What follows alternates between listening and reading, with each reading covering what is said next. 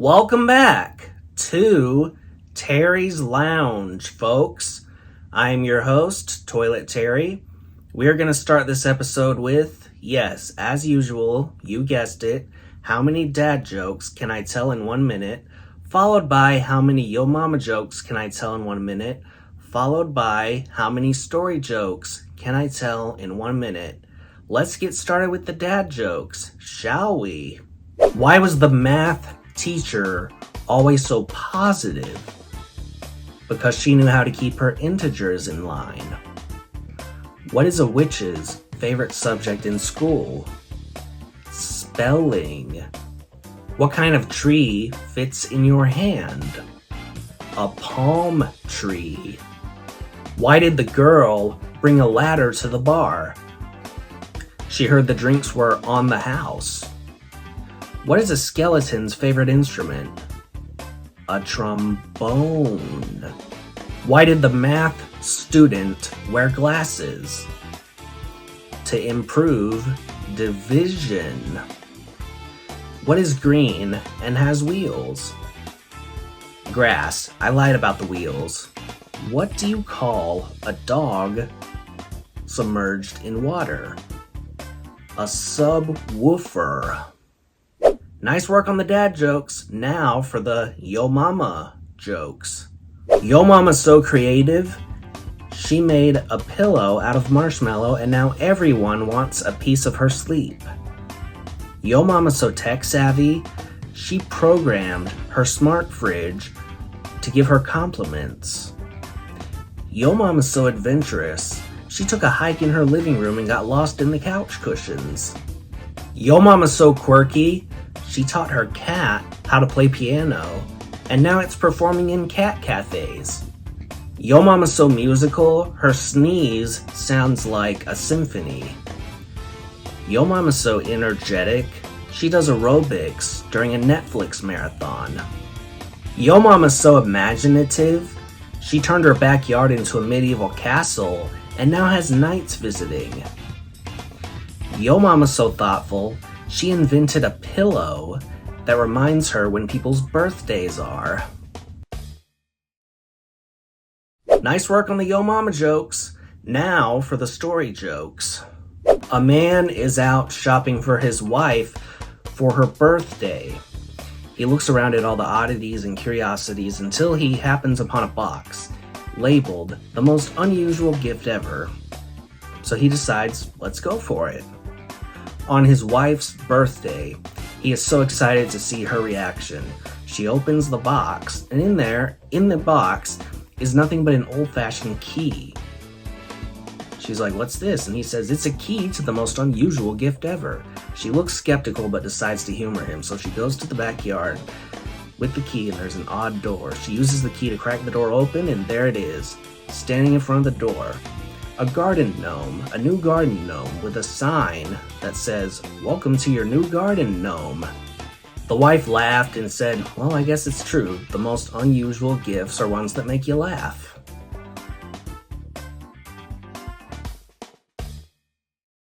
Well, I hope you guys got a good kick out of those jokes. I know I did. It is now time for...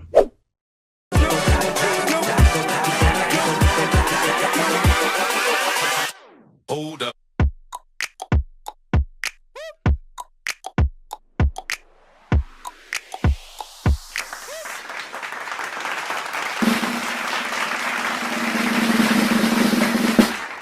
Greetings, Toiletarians. I'm your host, Toilet Terry, and you guys are all watching the very last episode of Season 21 of Toilet Talk with Terry. Wow, I cannot believe we have made it this far, folks. Next week, we will start with Episode 1 of Season 22, folks. 22. Crazy. Now, without further ado, let's get straight into it. The discussion topic for this episode is Smile Through the Pain. So in the previous 2 episodes, I mentioned how working customer service at a grocery store is like being in rom-com, but instead of love, it's a series of awkward moments and mixed signals. Well, it can also be like being in a roast battle you never signed up for. It's like you went to work, but the customers got the memo that it's bring your insults to work day. So I'm at the counter, just doing my job, when out of nowhere, this old man, a customer, comes up to the counter, slams a loaf of bread on the counter, and without missing a beat says, "This loaf of bread is just as stale as your personality." I'm over here now thinking, did this man do a Yelp review on my soul? I almost wanted to say to him, well, we're both here every day. One of us is getting paid and the other is bitter. Guess which is which? And then there was this lady who approached the counter with a carton of eggs. She looked at me up and down and said to me, "You look like you crack easier than these eggs." Well, if by crack you mean smile through the pain, then yeah, I'm practically Humpty Dumpty over here. And then there was this man who came up holding a jar of mayonnaise. He looked at me up and down, and then he said to me, I kid you not, "This mayonnaise is smoother than you'll ever be." I wanted to say to him, "Sir, I'm not out here trying to win a spreadability contest or anything. And are you really out here getting into comparison battles with condiment texters? Who hurt you?" And then another day, this older gentleman comes up to the counter with an avocado, holding it and looking at it like it just insulted his ancestors. He slams it on the counter and says, "This avocado is less disappointing than your customer service." I almost said, "Sir, if disappointing you was an Olympic sport, I'd have a gold medal by now." But hey, at least the avocado lived up to your expectations. Small wins, right? The real kicker, though, was when this lady approached the counter with a bag of onions, looked at me, and said, "These onions, they smell better than whatever you've got going on." I say to her, "Ma'am, I am on hour 9 of dealing with folks like you.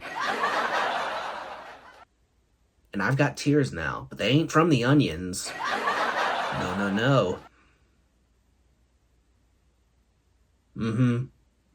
And then the man behind her comes up with a pack of toilet paper. And he says to me, "This toilet paper is softer than the way you break bad news."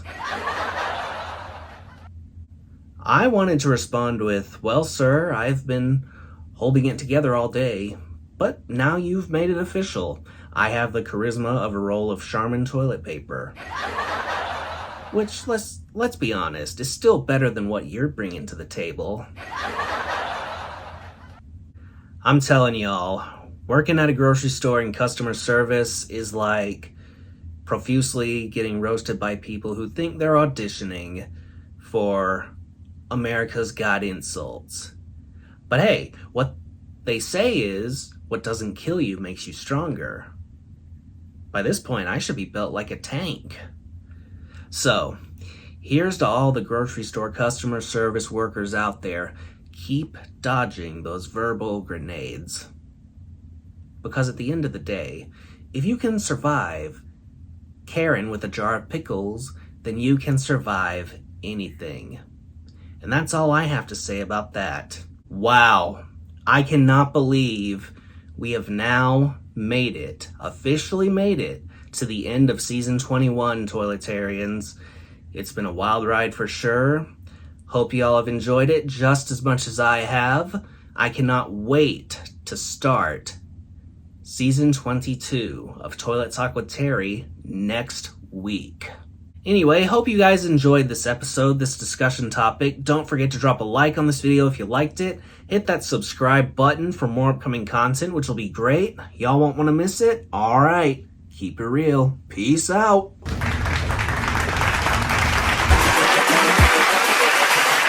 Hold up.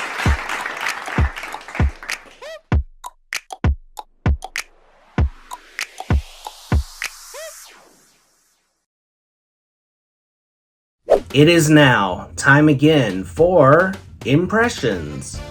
I am going to be doing 10 random impressions, starting right now. Alright class, let's talk about how I look so good, I smell so good, and you guys all suck. Alright class, today we're going to talk about the 15th Amendment. For God so loved the world that he 1200 plus 1300 plus 500 equals oh yeah. Oh yeah. Oh yeah. Oh yeah. Oh yeah. 1 plus 1 equals 2. 2 plus 2 equals 4. 2 plus 2 equals 5. Oh yeah. Oh yeah. Oh yeah. Oh yeah. Oh no. Oh no. Oh no. No, no, no. Well, I hope you guys got a good kick out of those impressions. I know I did. It is now time for... What do y'all think of this idea? I printed out a bunch of Mad Lib sheets with fill in the blanks on them. I gave them to my friends and said, fill in the blanks and use the most ridiculous words, and then I will post a video of me reading it for the first time, trying not to laugh. Shall we? This story is entitled Fun with Faith and Confirmation Bias. Even if you have doubts about the validity of Christianity or Jesus's divine calling, choose to believe and stay faithful. Take your questions to God and to other faithful sources. Study with a desire to believe rather than with the hope that you can find a flaw in the fabric of a pastor's life or a discrepancy in the Bible. Stop increasing your doubts by rehearsing them with other doubters. Allow God to lead you on your journey of spiritual discovery. Okay. Well, that's all we have time for today here on Tall Tales with Terry. See you on the next episode.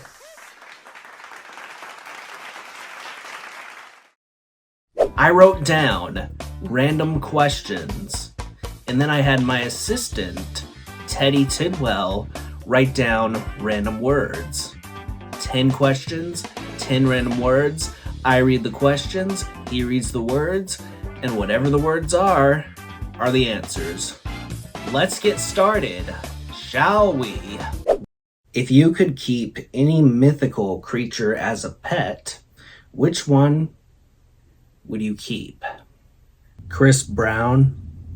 What is something you know of everyone else seems to love, but you just can't grasp the appeal to it?